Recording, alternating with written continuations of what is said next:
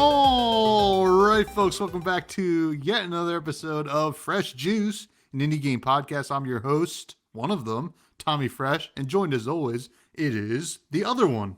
Matty Juice, the other host. I'm here. How are you? Welcome to the episode, everybody. Episode 116. Ooh. What's up, Tommy? How's everything going? Oh, we're both in mourning right now because of how football went over the weekend. My Green Bay Packers lost to the completely overrated and terrible Chicago Bears, but that's okay. It was embarrassing. It's embarrassing to lose to a bad team, and that's just embarrassing. But other than that, we got a good episode for you all. We're reviewing a game called Dunecrawl. We'll get to that in a bit. We got some notable releases, a little bit of news. But in terms of what's going on in our lives, it is my birthday week. I'm turning the big 3-4. I'll be working that whole day and night and traveling a little bit, but it's going to be fun. Anyway, Lady Fresh took me out. She gave me this chair, a secret lab chair. I'm like legit now. New sponsor, Yeah. But that's awesome. that it's actually super comfy and honestly, like the last one, I didn't even realize how uncomfortable that last one was. But hey, listen, you gotta get to the other side to know how green the grass is. But yeah, other than that, pretty low key. We ripped up a bunch of carpet yesterday. That was fun. We still have to like go buy some new flooring, which is not as fun, and then won't be too fun to put down. But that's all right.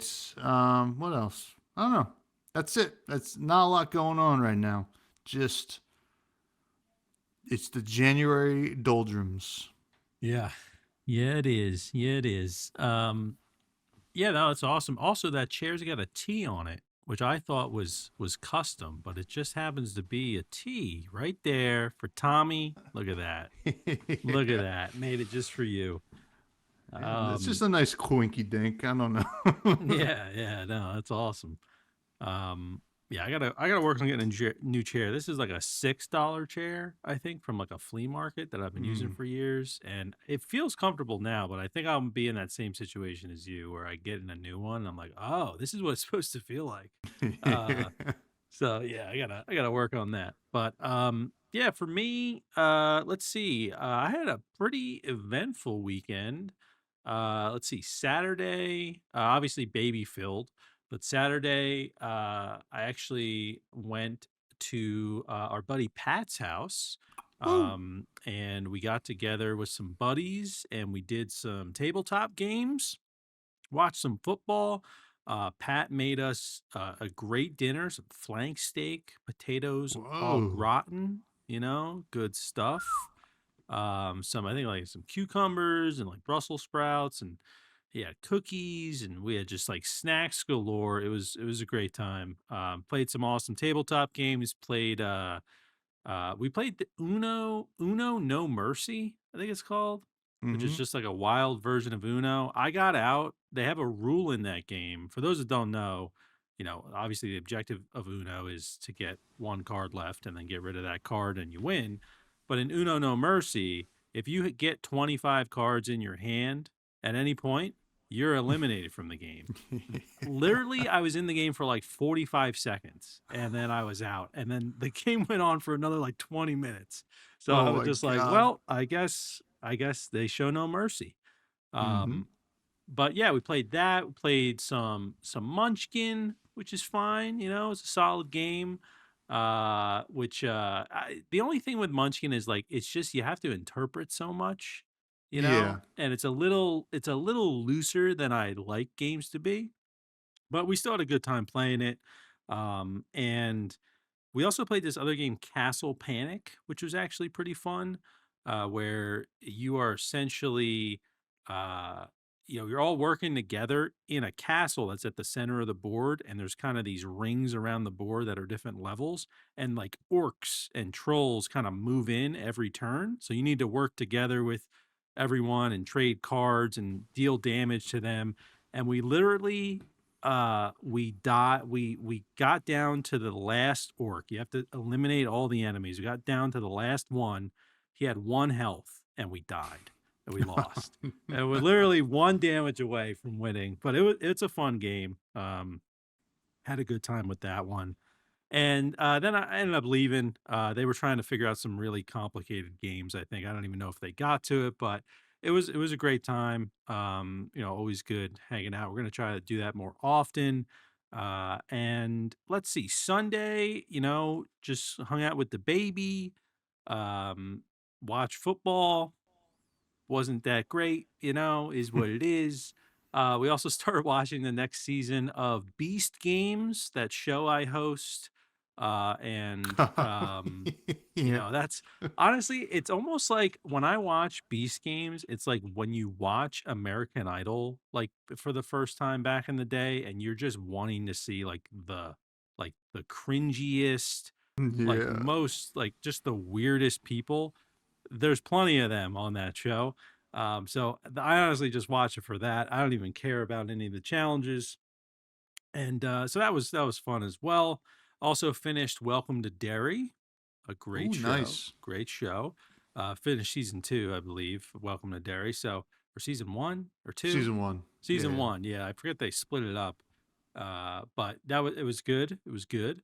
And yeah, now we're here. Didn't get a ton of time to play games, unfortunately. I haven't had a lot of time in general, just with work and with a bunch of the baby stuff, the baby doing baby things, Baby doing baby things. I doing love baby it. things. Yeah, but she's doing good. And yeah, just kind of getting ready for the work week here. The stress on the weekends will now be gone now that the Eagles are eliminated. And yeah, that's about it. Hopefully I'll just have more time to play some games maybe. So yeah, It's there you it's go. game time, brother. It is. Yeah. I tell Oh, you what was. I Go ahead. also there's one more thing that I did set up, but I'll save it for my rec room actually. So I'm gonna just Oh, save okay. it. All Yeah, right. we'll talk about that later. I think I know what it is. Yeah.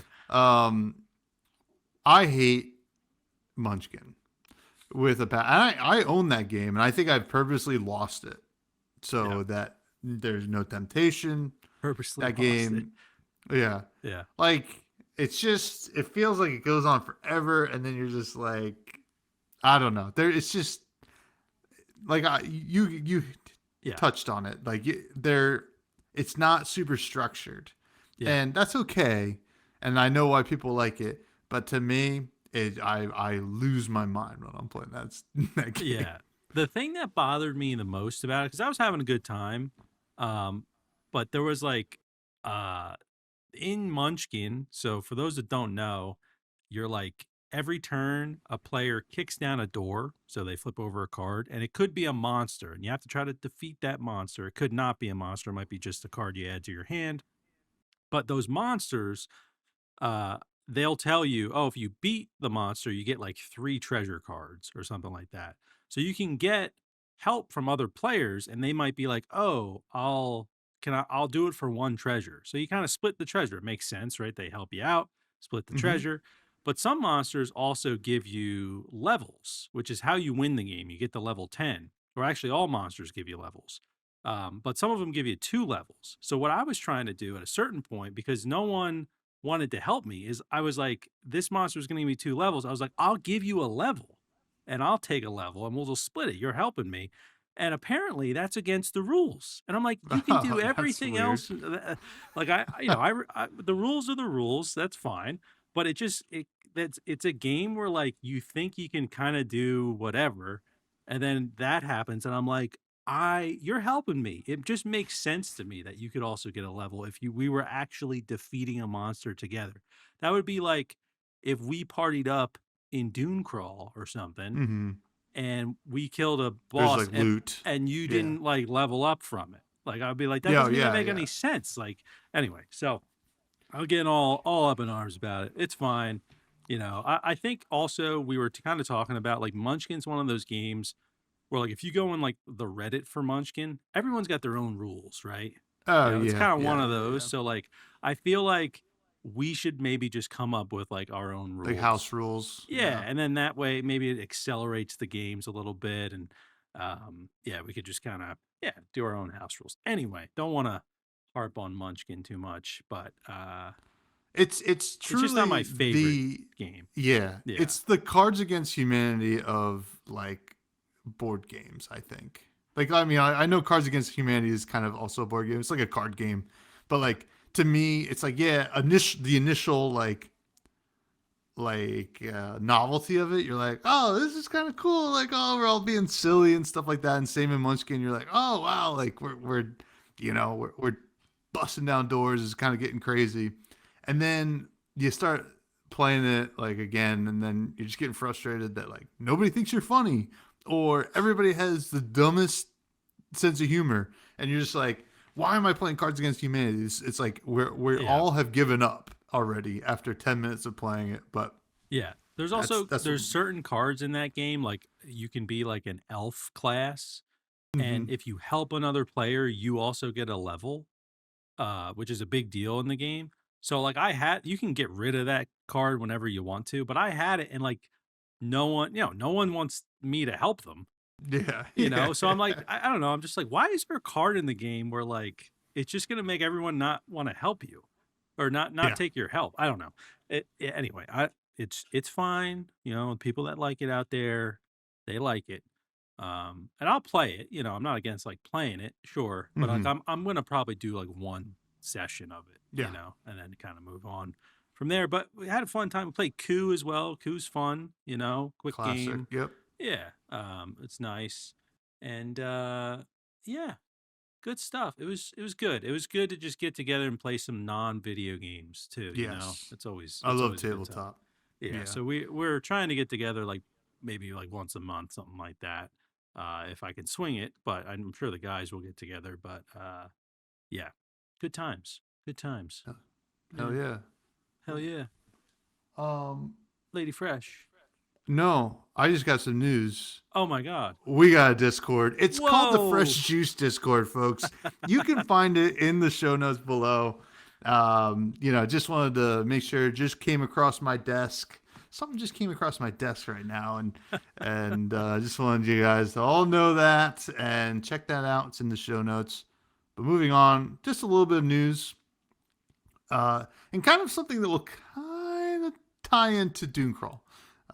But Peak Dev explains the completely bonkers psychology behind game prices. What's going on here? First of all, Peak, big year for Peak 2025. It's Yeah, kind of a lead horse, I would say, in the friend slop arena, yeah. but I which is kind of the new name for the genre.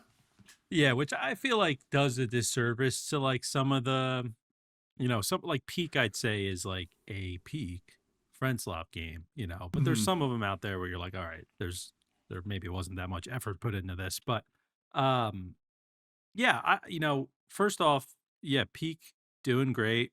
I actually, it's really impressive. Like Aggro Crab is the developer. They made Another Crab's Treasure. That was their first Mm-hmm. game, I believe. And then they did Peak, which is like a totally different genre of game. That also did well. So I'm very curious to see what they come out with next. But this is something I feel like we've all sort of talked about, probably within our inner circles, things of that nature, where the Peak Dev is essentially saying, he's like, we had this joke. They're talking about the pricing of Peak. The game launched last June at a discounted sale price of $5, and that was $3 below what it would be its normal price of $8. So the co-creator Nick Kaman, recently explained that they had this joke of like, how much is this game really?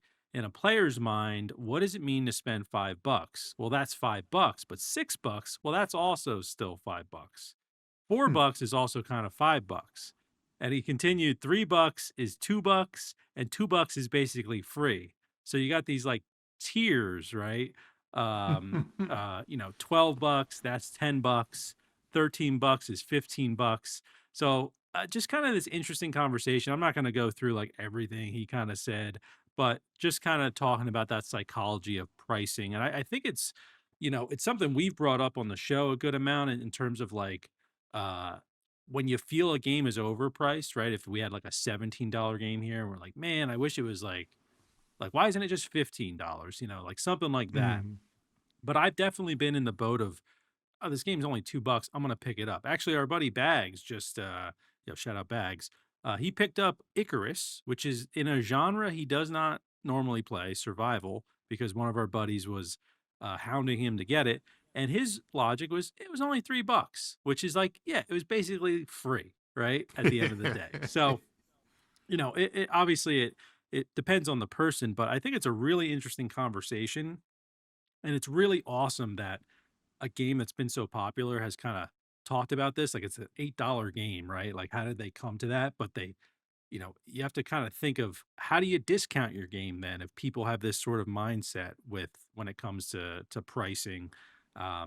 If you have a $10 game, like you're probably not going to put it on sale for $8. You maybe put it on sale for $5, or $6, right? Because $6 is basically $5. So just kind of curious, like how do you view pricing for games in this way? It seems like most of this is kind of on the cheaper side of games anyway, but I feel like there's a lot of different thoughts between that $1 range to like that $15 range of how people interpret the value of a game. So to me, I view, especially indie games, right? Like I don't even know, like I don't. It's like AAA, you just know what to expect in terms of price. But with indie games, it's like a sandwich, right? $5 sandwich, you're like, great deal. Very excited to eat this sandwich that I got for $5. If it's not the best sandwich I got for $5, right? Yeah. Same, like, I mean, this kind of falls apart at like less than $5 for a sandwich because, like, I think if somebody was selling me $1 sandwich now in this economy, I'd be like, what's wrong with that sandwich? But Yeah. I'd probably still buy and need it and like really be like, okay, whatever. It was like nothing. That was like a free sandwich. I basically tipped somebody just to get a free sandwich. And yeah, it's like that. I kind of look at it like that. Yeah, you're like, I think it's almost the same scale to me. Like there is like, if I'm buying, so like we'll see like some indie games get up to $40, right? But I think like the median is like $20, probably 15 to 20. And I think that's just, I'm pretty down with paying that. If it's getting up into the 30 to 40 range, I'm like, well, this sandwich better be the best sandwich I ever had in my life. If it's more than 40, then I'm like, okay, is this, I mean, like, If you're paying $40 for a sandwich, yeah. If that I'm better paying like be, $45 for a filet on sandwich, there. Yeah. yeah, it better be, it better get off the plate and make itself for me right in front of me because that sounds crazy. But I don't know. Like I do kind of look in those tiers, like the 15 to 20. I'm like, yeah, that's right where I expect like a well-made indie game to be. And the 20 to 30, you're like, okay, maybe this is a bigger studio, a lot of content. Yeah. And then the 30 to 40, I'm like, okay, is this what's going on here? Is this going to be worth it? So yeah, I see it. Like I see the tiers. Like I look at them in probably a similar way than most people. But I'm also, I think, willing to just pay for it. Like, I have a job, I'm doing all right. Yeah. So I feel like totally fine. When I buy a game, it's pretty minuscule compared to like what I pay for some things. Yeah. So no, yeah, definitely. I get that. yeah. So yeah, no, yeah, I think they're pretty spot on with this. I think this is how Steam users, and like usually the reviews reflect it, right?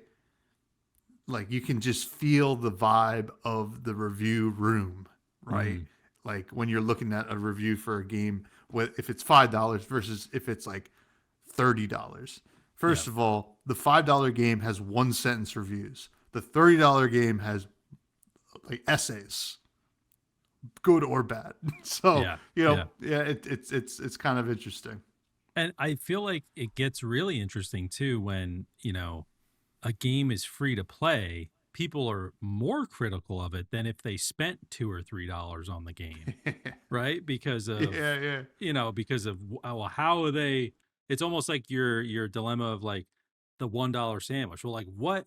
How are they making money off it? yeah. Like What's wrong with this how could this sandwich? possibly be profitable for Frito Lay? Like it's just like it's just. Yeah, it's a 3-for-1 deal. Yeah, it's so it's very interesting. Now, what price, like, what's your max price where you're like, all right, this is no longer feeling free? Like for me, pretty much like a game that's $5 or less. I'm like, I don't know when I'm gonna play this, but I'm gonna just get it now while it's on sale because it's only $5 or $3 or whatever. Like, If what's if your it's a good range? game, Yeah. if it's a good game and it's 5 or less, I feel like I'm making money because all right, I'm because I'm not going outside like Hmm. into the world to spend money. So like Yeah. let's say I hop on and I'm like, okay, freaking survival dot game dot Matty Gorm slash um whatever is like a $4 game Yeah. and it's really good, right? And it's gonna take up like a couple evenings maybe, Yeah. right? Like maybe I was like, oh, maybe I'll go out to dinner or do something, hit the bar or something like that. No, I want to go play that survival game tonight at Yeah. home. So It's I like our can, buddies picking up Slay the Spire for $2. You know? yeah. Yeah. Listen, $2 for Slay Spire is crazy. Yeah. Yeah. You should be killed if you don't buy it. Yeah. But Yeah, that's it's very interesting. I'd love to know what the listeners think too about, mhm. what do you guys think is basically free in your mind when you're going to buy a game on Steam? I'll say like lately, especially with the last Steam sale, I'm just adding stuff to the cart because I got that mindset as well where I'm Mhm. like, I got a job. Like I'm not Yeah. I'm spending more money on food than I am on games, and I get a lot more enjoyment, I'd say, out of games than and for longer amounts of time than I would food. But anyway, this isn't a podcast about the value of food. It's I about the did bring value up the of games. sandwich You theory. did. That's all right, though. That's a good analogy. Or is it that an analogy? Yeah, it's an Yeah. analogy. Okay. So All right. like I always think about like that price range because like there is this Instagram, TikTok chef Salt Hank. He kind of Are like these words you're saying? What- yeah. His Instagram name is chef Salt Salt Hank. Hank. Salt Hank. Blue And 42. Salt Hank. uh, kill. Here we But go. yeah, here we go. Salt Hank. So he opened up a restaurant because like his like biggest viral like food TikTok recipe Mm-hmm. was his French dip sandwich, which Ooh. to be fair looks amazing. And he opened up just like a restaurant, almost like a quick grab and go like place in New York City called Salt Hanks, where you can go get that French dip. That's basically all they sell. That and like shoestring fries, and then like a special every once in a while.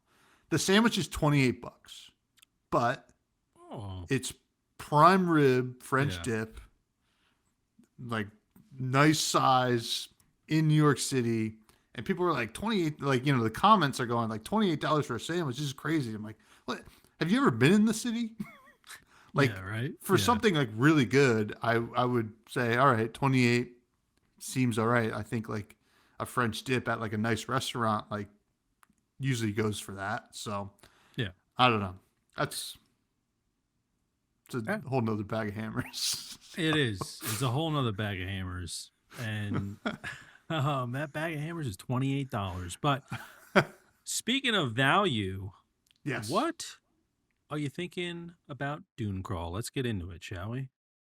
Should we do some notable releases Oh, first? we got to do that first as well. Yes. Yes. There's only three big ones, really. I would Yeah. say first is Big Hops. Um, my nickname in high school, because I was not really good at jumping. But this has got. I just saw a pretty positive written review for this Yeah. on an article. A looks like a platformer. I don't know. It looks cute, right? Like I don't know what to make of it, but like looking at this, right? We kind of talked about everybody's favorite roughie in the Riverside. This looks better. So yeah, Yeah. yeah. I mean, this looks pretty neat with the like Spider-Man tongue action. Like Oh, yeah. pretty sick. Yeah, I saw this game on Steam, and for those who don't know, yeah, it's like a 3D platformer where you play as a frog. Obviously, big hops. It's got a free demo on Steam. It's like $17 right now, 10% off. Uh, and yeah, it seems pretty cool. It's like, it gives me like nostalgia of like back in the Mm-hmm. day, these kind of like 3D platformers, but it also has a more modern twist, I'd say, to it. Yeah. Like looking at that inventory system, just like the smoothness of everything, it seems, it's got that modern feel to it. But yeah, I mean, this is like when I saw this on TikTok, I was like, this looks awesome. And then I was really surprised. I know it just came out today, January 12th, but only 6 user reviews so far. So I figured there maybe would be more at this point, but people are probably playing it. They haven't reviewed it yet. Mm-hmm. Um, but yeah, big hops, I didn't even know about it. I'm gonna potentially pick this up during a Steam sale, especially if it gets Steam Deck verified. But looks awesome to me. Definitely looks better Yeah. than Ruffy personally. But Yeah. Yeah. I mean, also like I like the thing about this game that I really like is that it doesn't feel like it's trying to be something that we played on N64. yeah, Like certainly like it's a 3D platformer, so there's always going to be stuff that is like, yeah, obviously that's where the genre originated. But like this feels like they wanted to do their own thing. And just look at the dev, they've only made Sausage Sports Club was the other. Now I mean that sounds pretty wild. Um, but it looks like there's a Animal Adventures bundle. You can get like Short Hike, which is a great game, Little Gator Game, and Little Kitty Big City. So, so if anybody's hell looking yeah, for some cute stuff like that, I think you should check it out. But yeah, Big Hops looks pretty cool. big hops. Also, Hightail comes out this week.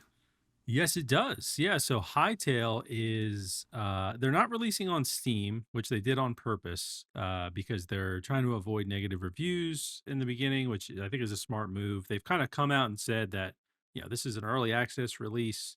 The game's not gonna be in the best state. But they're working on it. They want like player feedback.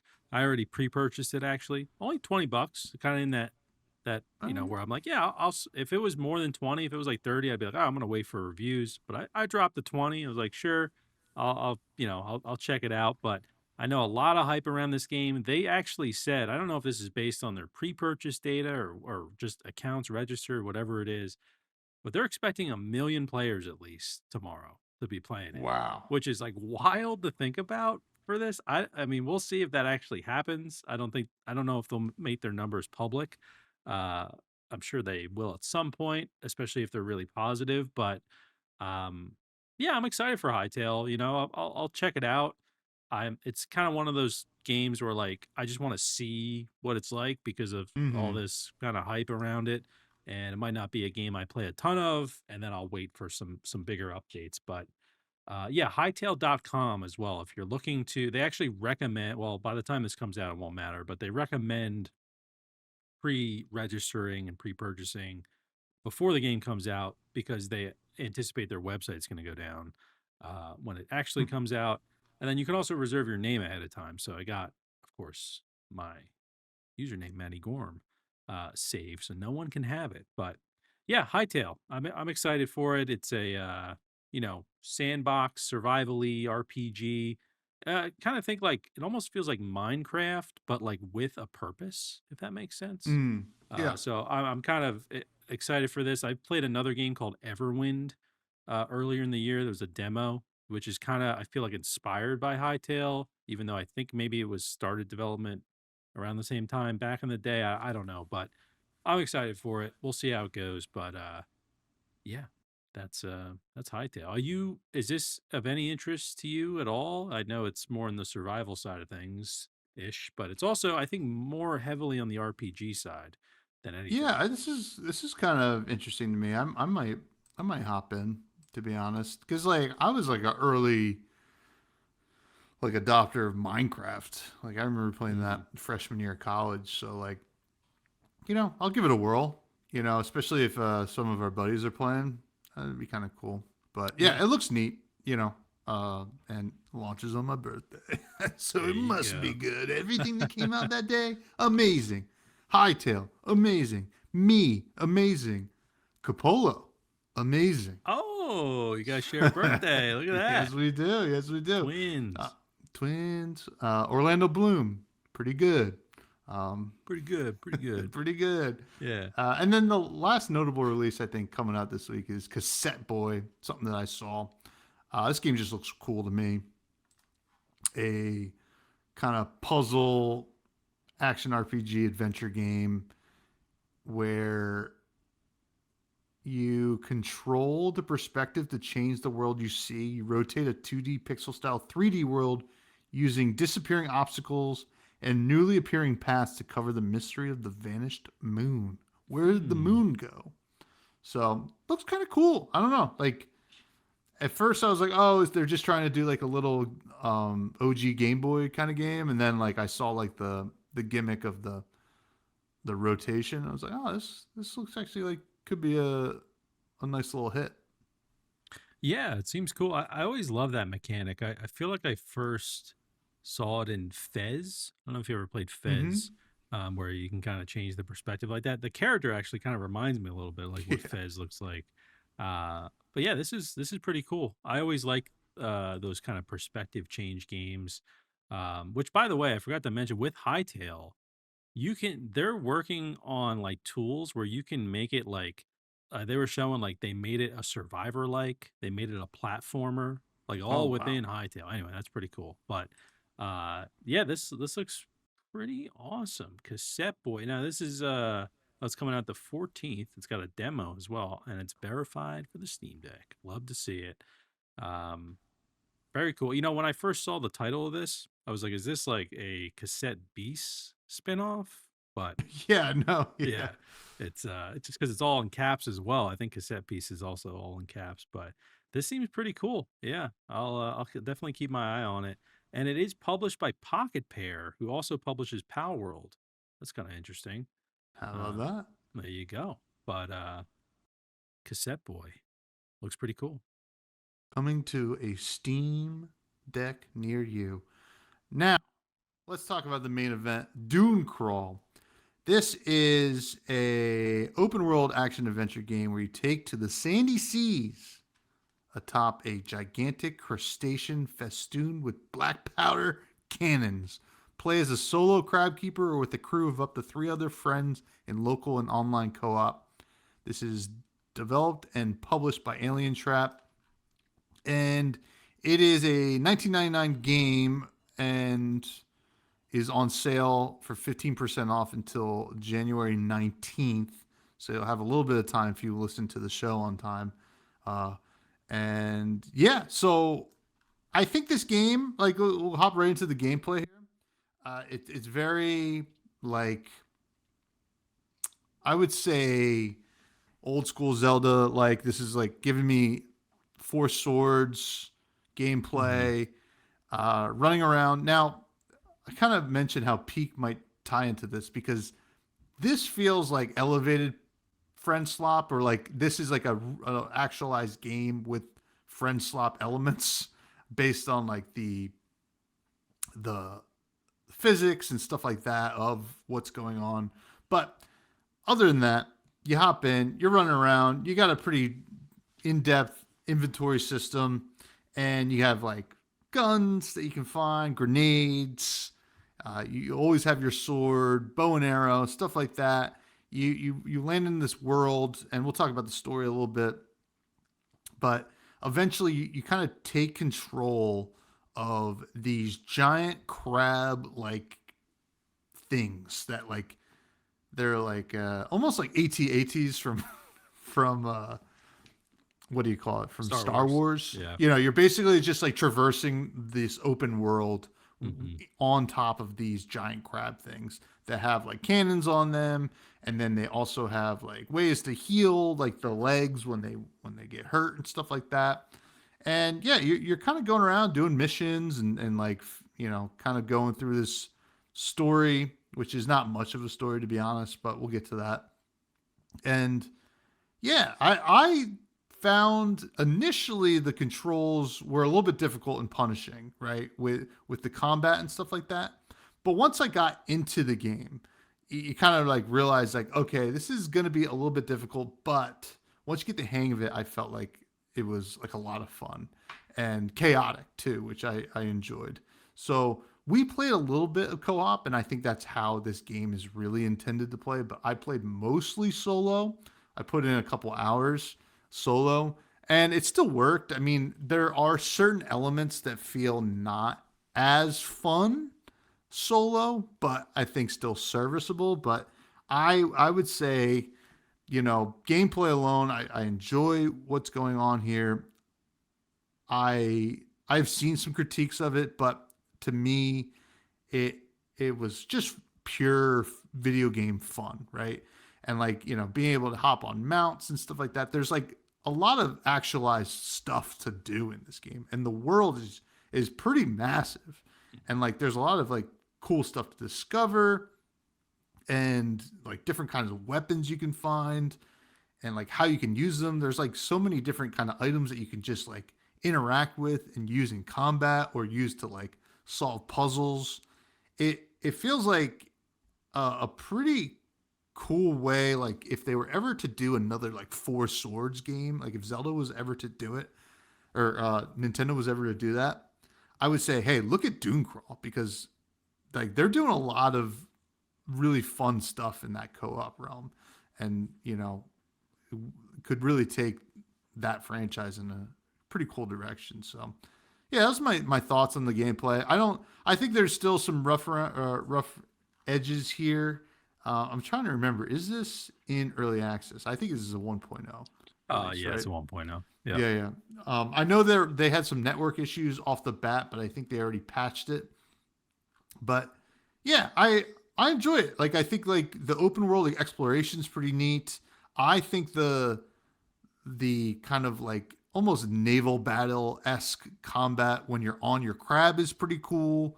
Like you run into other giant crabs and you're like doing these like just like massive battles, and it's pretty neat. You can even launch yourself from your crab onto their crab, and you like start attacking people on their crab. So pretty neat. It just feels pretty unique, and I had a lot of fun with it. I still want to hop in and play some more. So those are my thoughts on the gameplay. Yeah, so just for the listeners' reference, Tommy played more of this than I did, but I did play, I played some solo, I played co-op with you, and a question for you, because when we first played this, or at least when I Mm-hmm. first played this, we did the co-op, and you have to create a room, and then I joined your room, and then we played.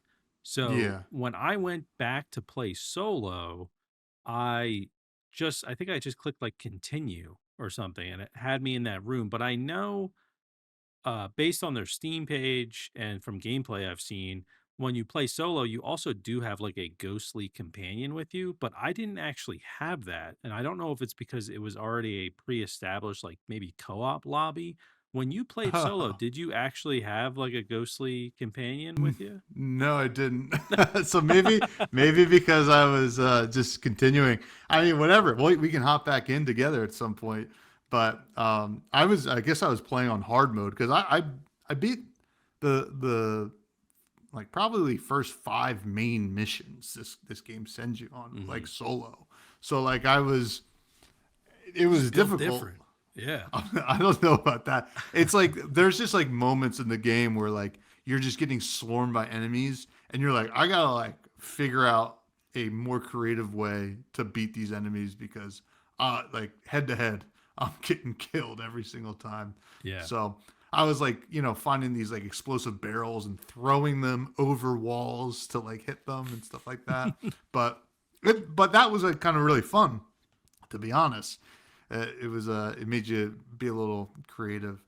But yeah, Yeah. yeah, I didn't have the ghostly companion. I had a guy that would hang out on my crab, but he didn't really do anything unless people tried to mount my crab, Oh, right? interesting. Okay. So like, he would attack them, if like, you know like you when you go to like another like plateau, basically these villages in this desert, you kind of like just dock onto like the the plateau, so like you could just run off your crab and Yeah. start doing stuff. But yeah, I didn't I didn't have a ghostly companion outside of that. Okay. Yeah, cuz I honestly like I don't know if it was because maybe they didn't patch it yet, or I don't remember having one at all. So when I was playing solo, especially on the crab, it's just as like someone that has played a lot of Sea of Thieves, I'm going to compare it to that because you're loading up the cannonballs, and you're shooting the cannons, and then, and like you said, it's kind of that like naval combat, and then you can shoot yourself out of the cannons. Like it was a lot to manage Hmm. when you're getting attacked by like multiple enemies, uh, and at first I actually just was like, I'm not even going to go on the crab. I'm just going to go run up to these other big crabs, and you can like damage their legs and break their armor, and then climb up the ladder and attack the enemies. That ended up being even harder than if I just kind of stayed solo on the crab and I loaded up the cannons and shot it that way. um but I think that I don't know, it would have been easier with that like ghostly companion, but I don't think I Hmm. actually had it. Maybe that was an issue someone was having with or people were having with the game, and maybe it's been patched. Like I said, I'm not too sure, but I will say, like playing co-op, yeah, this is the way this game's supposed to be played for sure. It's just, and you can play with up to 4 players as well. So like that would be like a blast playing with a full party. But like you said, like there's so much to explore. I just kind of found a lot of these like aha kind of moments. Oh, what is this weapon? It's a new weapon type. The only thing I'll say is that at least from the bit I played, is that I kept kind of finding the same weapons, which is good because you can like replenish your ammo.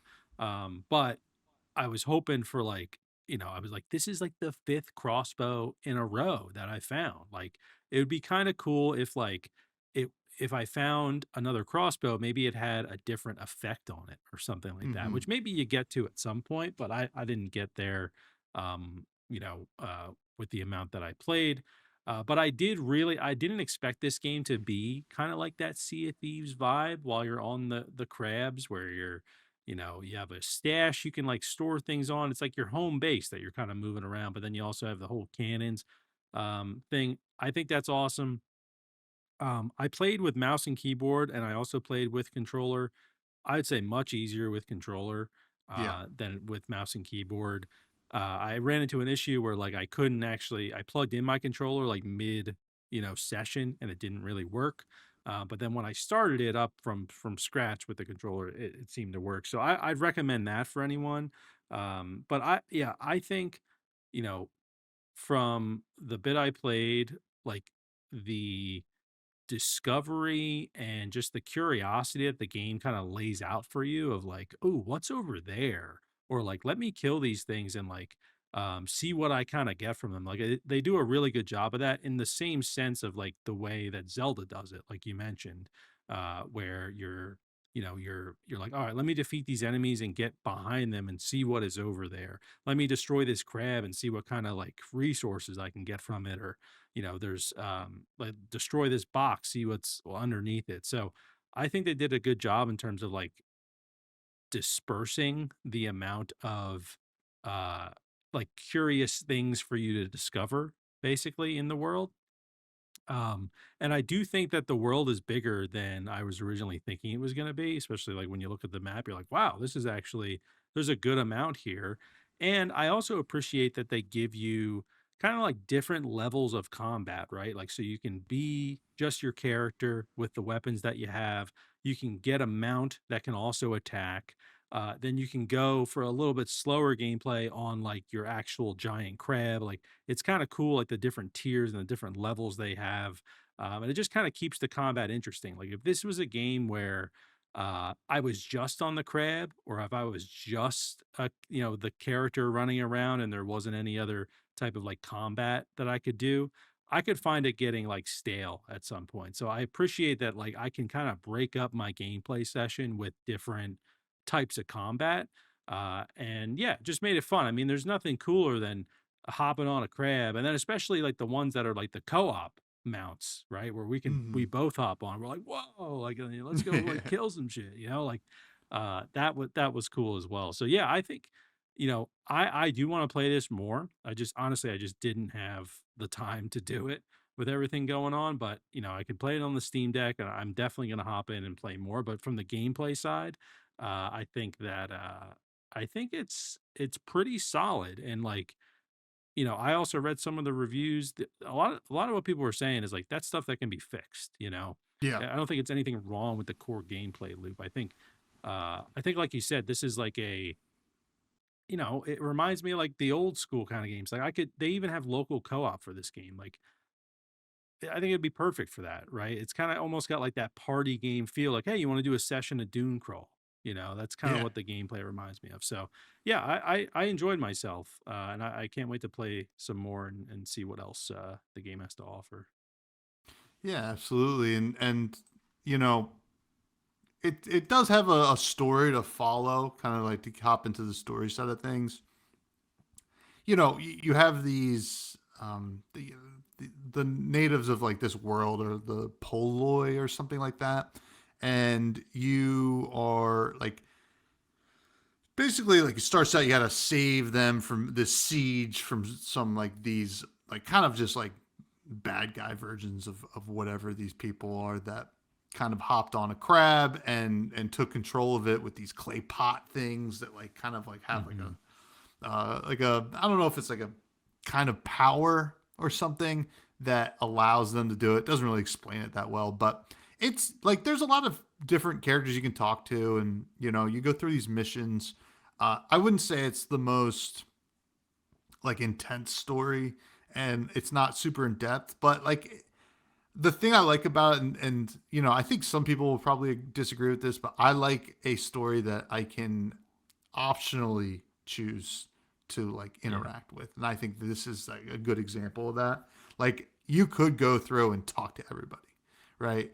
And be like, okay, like let's see what's going on this island thing, and like what their deal is, and figure out what's going on there. But if you don't want to, you don't have to. You just like interact with the missions, which give you a little bit of story too. Like you go to one island in an early mission, and they're like, we've all been taken prisoner, and you please just release us, right? Nothing crazy, nothing we haven't seen before, but still kind of you know exists. So Hmm. I don't mind it. I'm not. I don't think it's the best story or anything like that. It's not really like I'm not getting my heartstrings pulled by any of it really, but it does just feel like more of a silly game to me in that regard. Yeah, I'm right there with you. This is like, the exact type of story in this type of game that I want, where it's like feels optional. As the listeners know, I don't like a lot of dialogue in games like this. I'm sorry to say, I'm not a big like Skyrim guy. Like, there's just a Fallout, just a lot of talking. And I found myself like, it's almost like in Zelda, right? Or in Pokemon even, where I'm I'll if I'm in a new in town or new in a new area, I'll talk to a few people, get the vibes, and then I'm like, I ain't talking to no one else unless I have to for the rest of this mission or whatever it is, rest of this region that I'm in. So yeah, I'm right there with you. Like, I think that's good about this game. Like, for me, I'm not playing it for the story. I'm playing it for the gameplay, the moment to moment action, and the story. It's I'll talk a little bit more about it when we talk about art, but there's some cool things I think they do that tie into the story from an art perspective. But yeah, I'm with you there. I think it's the story's there for those who want it, but it's definitely not something that is necessary. And there's a little ghost companion guy. I did not have him on my Yeah. ship. That little dude. That's the guy you had right there? Yeah, yeah, yeah. Yeah. Yeah. That would have been He nice. wasn't doing anything for me. I guess you, there was probably, oh, you know what? I saw the menu and I never clicked on it to like make him do stuff. So I did Okay. have him. Okay. I was just like, this is really hard. I'm just like gonna rock it. And I was like, Yeah. I thought it was literally just like Navi from Zelda, where it's like, oh, here's Yeah. some tips and tricks. But no, he can do stuff for you. Um, Moving on to the visuals, this is the bread and butter of this game. I think this game looks so awesome. I remember seeing the original trailer, immediately wish list. I was like, I don't even care what this game does. This game looks so cool, you know. And ended up, I kind of like the game. So Yeah. it has this like I don't even know what the style is. I mean, definitely like a lot of like that modern Breath of the Wild like stuff, like some greens and blues like tied into like this kind of desert world, like with like kind of nomadic culture, which I think looks awesome. Hmm. And it just looks good. Like I love the character design. The bad guys are all these clay pot head dudes, and like you're like a bunny with a mask, or like I think a bunny or something like that. And I don't know, it just looks all like really cool. The giant crabs are awesome, and the bugs you can ride, super neat. I think the menus are great. Like the inventory system like works perfectly, and I also think that like it does make it relatively easy to understand how your different weapons are going to work and stuff like that, via the cues of aiming certain things, and Hmm. I felt that to be very helpful. And yeah, I think it was also pretty easy, like just to tell how you're doing. The mini map works well. Opening the map it's a lot of different icons, but everything's pretty well explained. Yeah, I think this game looks so cool. I think this is like my ideal like art style. Like if I'm gonna play a game like this, I think this was kind of like the home run here.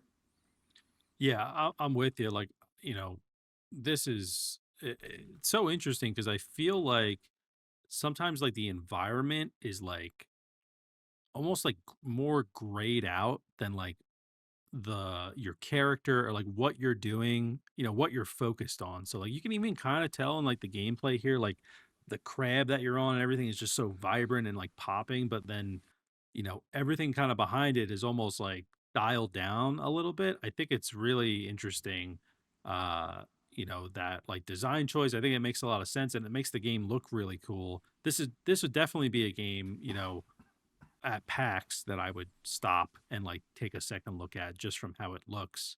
And I think that there's so many little details as well with every area that you're in. And like the physics is kind of like you mentioned, it's almost like the little friend sloppy kind of physics, right? Where it's a little silly, a little airy. And the the items that you pick up are interesting.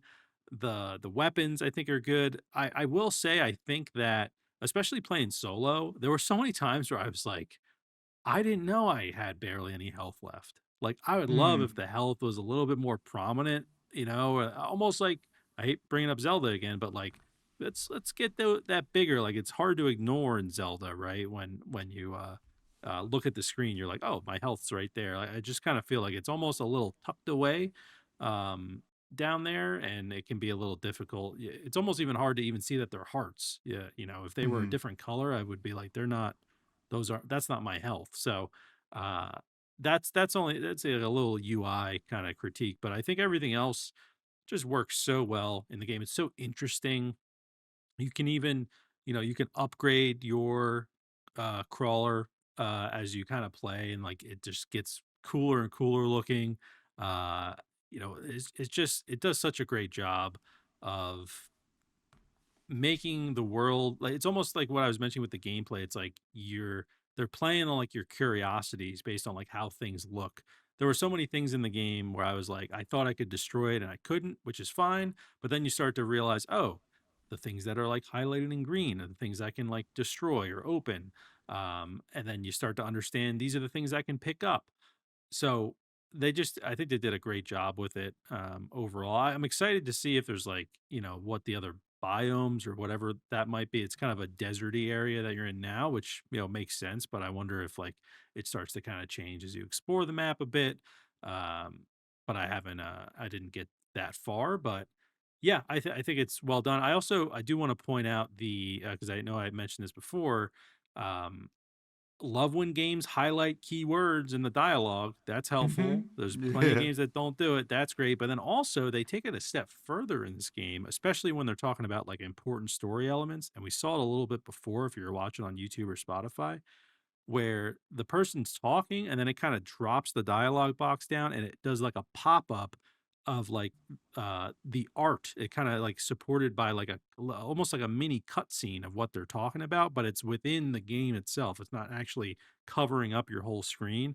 And then it almost kind of looks like it's a thought from the person and then it kind of goes away.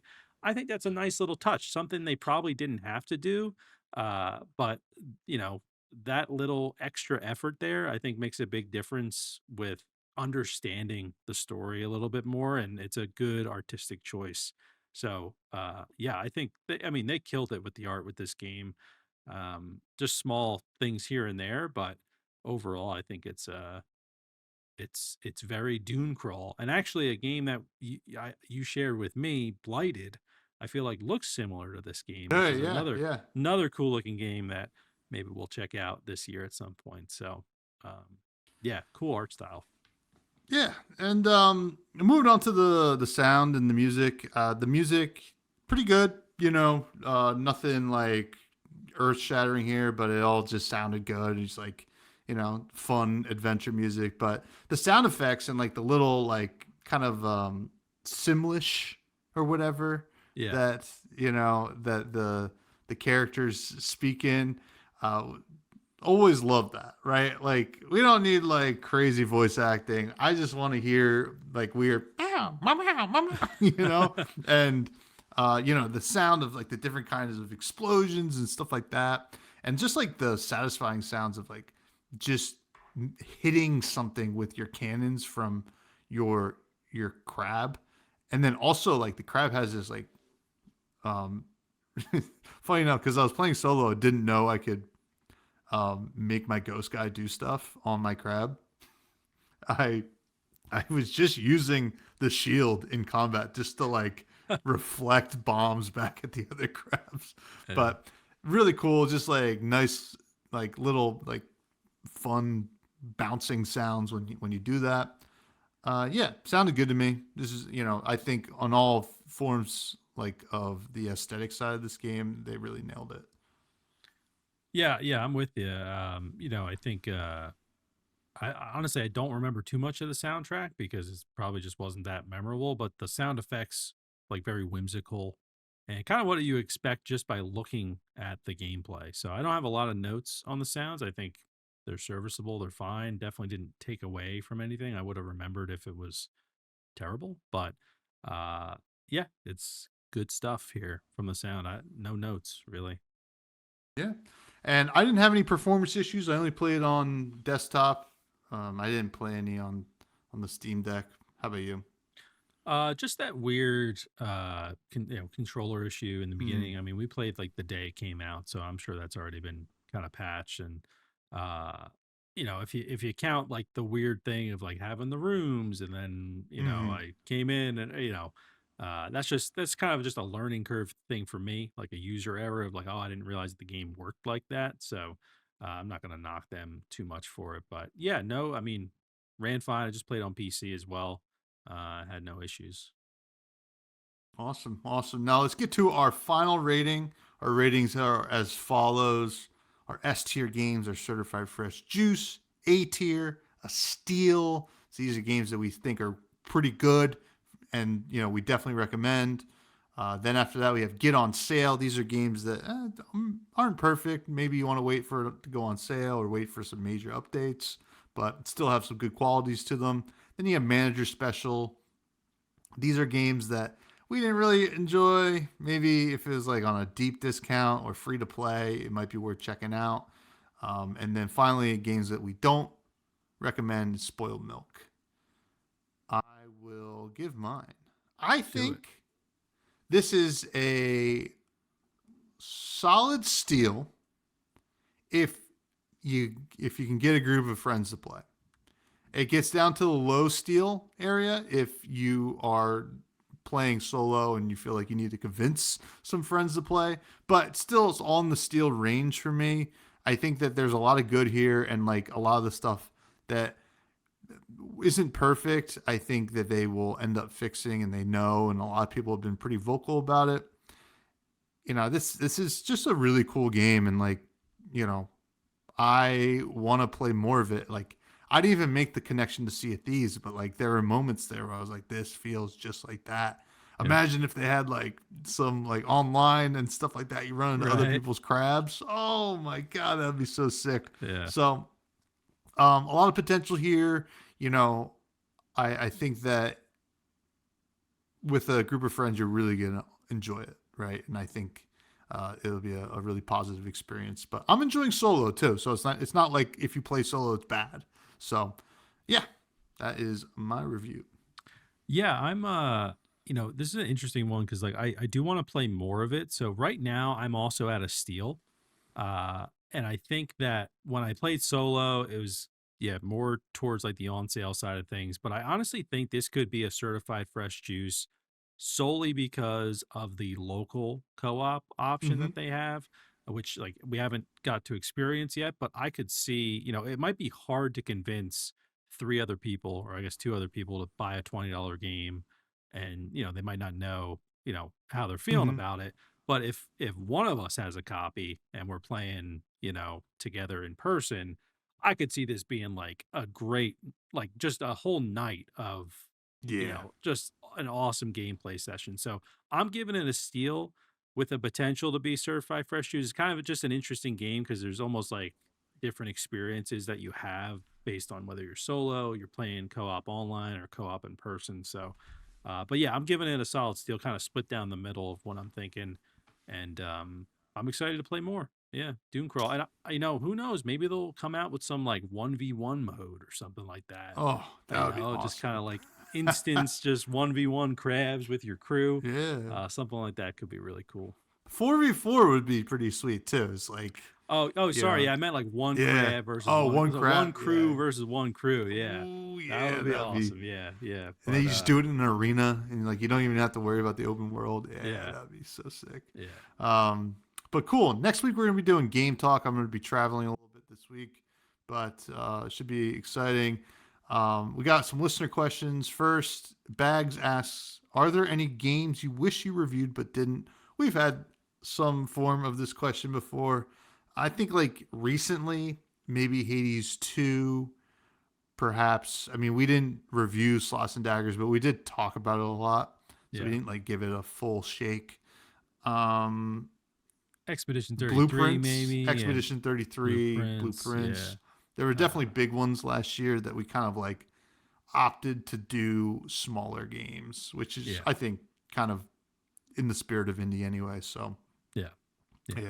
And it's also one of those things where like, because it's a larger, like, there's going to be a ton of reviews for it. We like trying to find the hidden gems out there, right? That's why we got that hidden gem reward. Like, I've seen no one talk about Death Howl other than us, right? Yeah.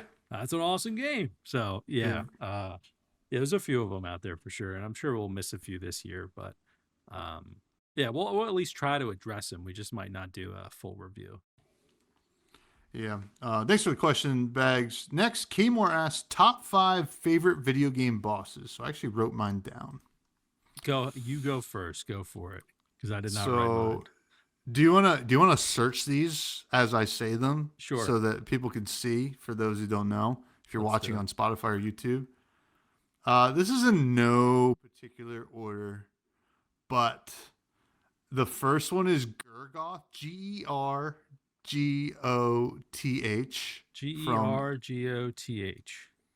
from Gergoth. Dawn of Sorrow, Castlevania.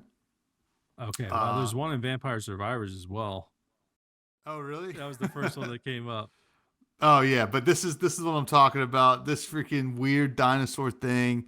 When you beat it, he basically shoots a giant laser beam out of his mouth, and when you beat it, you get that power, and it helps unlock parts of that map because you can just blast away these special Mhm. rocks. This is just. I remember seeing this picture in Nintendo Power, the magazine, and saying, I gotta get this video game. And it's arguably one of my top 10 video games all time, Castlevania Dawn of Sorrow. Next one is one that probably needs no introduction, but the parasite arachnid Goma, the first boss from Legend of Zelda. Oh yeah, Goh. yeah. There you Yeah. go. Yeah. Um, just iconic. One of the coolest intros to a boss of all Hmm. time. Like you're like, what the heck? Like you just hear shh, shh, shh, and you look up, and you're like, what Oh the? yeah. The eye comes out. Oh, so sick. Uh, Gotta give some love for Mario 64 with Chief Chili. Just like a boss name, and super just hilarious to Dude, look he's at. awesome. I Yeah, searched chili like the food too. So Master Chief's chili recipe came up. That's pretty sick. yeah. And moving into some indie game uh bosses, Dung Defender from Hollow Knight. Oh yeah, Just, I mean, what a legend. Look at dude, this guy. defending that So dong. sick. Is that the one he goes Doma Doma Doma or something I think like so. that? Yeah. Yeah. Just so sick, and just literally throwing poop at you, which is pretty cool too. And then from Dead Cells, Timekeeper, sick, sick. Oh, Um, search timekeeper, and it's a bunch of so I watchers. remember this boss fight like like it's ingrained in my brain, this boss fight, because it's just so neat. It was like at the top of the watchtower, I think, Mm, and yeah. I mean, there's some great boss battles in Dead Cells, but that one's my favorite. There's my five. there you go. Now I'm gonna just.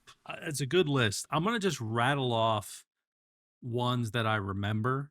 Might not necessarily be my top five, but definitely one. I figured the ones I remember are probably the ones that you know I probably Yeah. hold higher. Well, first off, General Rom. He's from Gears of War. Okay. This All right. guy, it's not so much of how he looks. It's more about like when the things he does. So Kind of looks like you're Spawn. yes, yeah. And he essentially he has this scene when you kind of first I think it's when you first get introduced to him. He basically comes out and he just like you're like looking over and he like just comes out and picks up another character that you've been playing the game with and just stabs him. And then you're just like, "Oh shit." So it's kind of just like an oh shit moment where you're like, I didn't realize that he was gonna, do that at all. So that's a good one. I always like Sif. This is Sif from Dark Souls. It's a giant dog with a sword. Uh, Oh, he's pretty fucking awesome, and you kind of don't realize. I think when you first go out there to that boss fight, I might be remembering wrong, but it's been a while. But I think you kind of see like a little wolf, and you're like, oh, it's whatever. And then like all of a sudden, this big one comes out. I think that happens for that fight, which is cool. So a few of these are going to be like Souls bosses. Abyss Watchers. This one is probably so. This is a they duplicate themselves, so there's multiple of these Abyss Watchers, and this one took me like I'm not even joking, probably 8 hours to beat. Oh when my it god. it it probably shouldn't have. I was just really bad, or I didn't realize you didn't have to fight, like, that wasn't, you could just beat bosses in any order at that part of the game, but I was like, I got this is how I gotta progress. So I did that. Um so that was one of them as well. What's the other one? There's like a, oh god, fat guy boss Dark Souls. I forget his name. Um but he's with, yes, Ornstein and Smo or whatever. These are like two bosses you have to fight that are just like, there's a big fat dude with a giant hammer and like this kind of nimble one. You got to fight them both at the same time. That one is just ingrained in my mind of just being a real pain in the ass. And then, of course, the last one I remember, these are all like Souls ones at this point, but Melania, this is, for those that don't know, like one of the hardest bosses in all any Souls game. This isn't from Elden Ring, an optional boss, luckily, but I beat her once and I decided that's the only time I'm going to fight her. Uh, Truly one of the most difficult and like really just sick looking bosses. I think she's got, where's her like phase two? She's got like these giant wings Oh my that come god. out. She looks pretty sick. And this is also where Let Me Solo Her became famous. For those that remember Let Me Solo Her, he was a Elden Ring player, because you can summon people to help you. And he was just a naked guy with a pot on his head, and his name is Let Me Solo Her. So like, you're what, when you, if you were to summon him, you just let him do it and he would kill her for you. And he got so popular, people cosplay him now at like Comic-Con and stuff. And he just like, he blew up. Basically, there he is. So that's just a really memorable one. And the people got all lore about him and stuff now and all that, which is cool. But yeah, so those are just four or five that come to my mind. There's definitely others that like have made an impact on me, but honestly, most of the ones I remember are the ones that gave me a lot of trouble in the Mhm. Souls games. So that's what I'll just go with. But obviously, like the Zelda one you mentioned, like so many of them in Zelda are just Yeah. like, just sick ass bosses that are just a lot of fun to fight against. So yeah, Hey, and hey obviously Master Nintendo. Hand too. There you Master go, Hand, there you classic. go, classic. Nintendo, bring back the dungeon format for Zelda, please. Yeah, Please. please. Breath of the Wild was sick, but I want Ocarina of Time again. And then one quick question from Lady Fresh, who asked, toes or feet for arms? Or wait, toes for feet or arms for hands? Toes for feet or arms Like you for have a giant toes. Like we had this discussion last or like 2 nights arms ago. for hands. I was like, oh, what if I forget, like you had one toe, and to me it was just one giant toe was your whole foot. Yeah.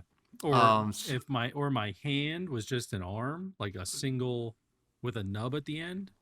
or your arm was. I'm guessing it was like the question is probably like one finger for your arms, like your Uh arm and hand. I would do toe for feet probably, Yeah, yeah, yeah, for cuz sure. also that toenail's got to be wicked, you Yeah. know. Like got to Yeah. be crazy.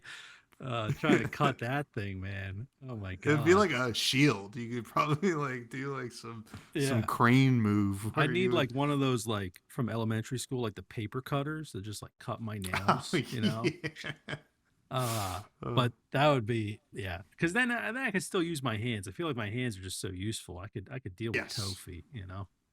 Amen. Amen. But um, let's go down to the rec room where we recommend something that is not an indie game or could be.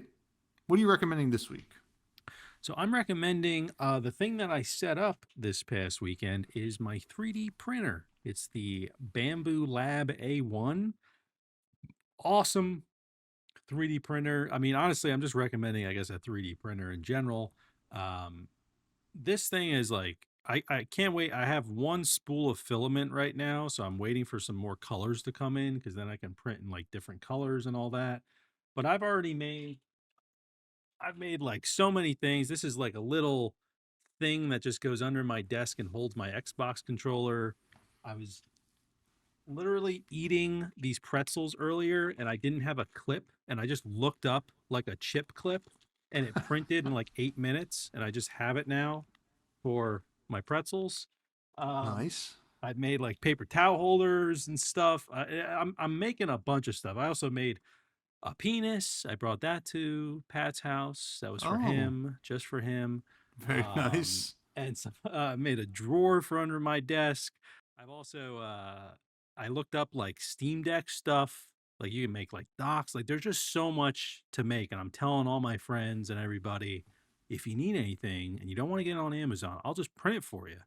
Uh, but I did find this really funny. There's something called the Steam Deck sniffer because people like they say this vent on the Steam Deck that air smells good. So this is literally like a mask thing that you can put Oh on my it. So if god. you want that, Tom, you just If you you want just say the word. cancer in record time, um, yeah. but yeah, honestly, it's like this. Lady Juice has also said like I think a lot of people, at least in my life, like didn't realize what a 3D printer was. And when they saw like the things I could print, I've made like a phone stand for my wife and stuff. They're just like, oh my God, like this like Hmm. changes your life essentially because now the things that you would have spent money on, you can just make yourself, right? Like functional things. That's what I'm really focused on. The decor stuff is all cool, but you know, making things that I was gonna buy anyway. Hmm. I've already looked in. There's like toys I can make for my daughter. Um, there's just so many useful things I can make. If my phone case breaks, I can just print a phone case. Like all that sort of stuff. Hmm. So it's just been really cool and honestly something I've just wanted to get into for a while. And I'm just happy that I finally got into it and now it's a whole new hobby that'll like take over my life, I'm sure. That's what people say. So yeah, but it's really cool and I highly recommend if you're ever, interested in 3D printing, there's the Bamboo Lab A1 Mini is like $200. Not bad. There you go. I mean, and like spools of filament are like $12, it's got 1,000 grams in there, which is like, I don't know, this used 20 grams, maybe. Like you can print a lot, basically, is what I'm saying. So it's very cool. And I'm just excited about it. So I recommend it. 3D printing is awesome. And I'm happy to be part of the family now. So there we go. That's what I'm wrecking. Awesome. Now you can make all those dragons and sell them at flea Oh markets. my god. That's like what I'm trying to avoid. I've printed a few like things, but I'm like, there's so much of that crap out there where I'm like, Yeah. I want to print functional things that I'm actually gonna use. I was trying to So look yeah. behind me, but like we went to like a garage sale and some kid was sitting there with his 3D printer just printing that kind of stuff. But he was printing these little skulls that you blow into and it sounds like it's screaming. So I bought one of those. I'm like, yeah, keep the Nice. change, kid. Yeah. Um, I'll have to look into those. yeah. Interesting. But I'm recommending a game and a band. The game is not a game that I'm playing; it's a game that Lady Fresh is playing. It's Winter Burrow, which we kind of mentioned last week, and I was like, oh, you know what? Maybe I'll actually like we mentioned it last week. I was like, maybe I'll pick this up and see if Lady Fresh will enjoy it because it seemed like it's kind of cozy, but it's also like a survival game, and she's put in 8 hours this week of that game. So Nice. she is a gamer now, and it. I played a little bit, hopped in, and it's quite good. It's a pretty looking game, and it's a nice time filler. But the band I'm recommending is Dexter and the Moonrocks. They just kind of got recommended to me not too long ago on Spotify. I started listening to their stuff. They refer to themselves as Western space grunge, and I don't know if it's accurate, but some of it sounds pretty accurate to that. A song, the first song I heard from them is called "Wet," and I think that song's awesome. So if you want to listen to, I think that's a pretty good introduction to them. If you want to listen to that song, check it out. "Wet" by Dexter and the Moonrocks. Pretty sick band name. Yeah, but that's my recommendations. Getting wet.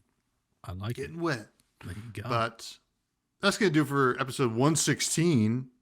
I've been one of your hosts, Tommy Fresh. You can find me on mostly Blue Sky at Fresh Buds Pod. I have another podcast called Fresh and Buds, talk about Flesh and Blood, the trading card game. And then you can find us on all socials at Fresh Juice Pod. Maddie, where can people find you? Find me at Matty Gorm, Gorm, on basically everything. I'm on Threads, Blue Sky now. I'm posting on a little bit more. And Instagram, Matty Gorm YT. Check me out over there. But yeah, that's it. Check me out. Check us out. Stay juicy.